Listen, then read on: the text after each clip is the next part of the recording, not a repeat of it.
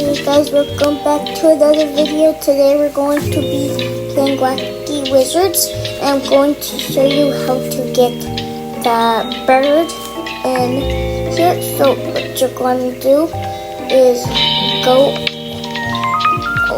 So what you want to do is get one of those thingies. Just put in at least like 3, just like this, and grab it, then drink it.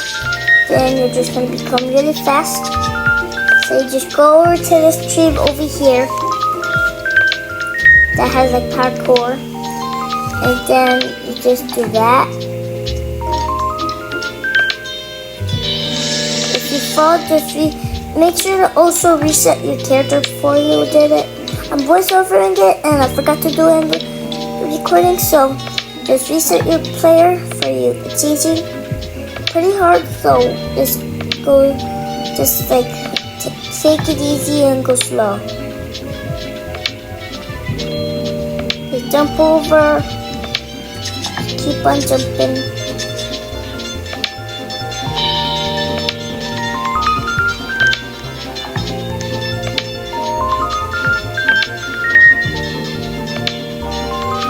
So just go up this super slow.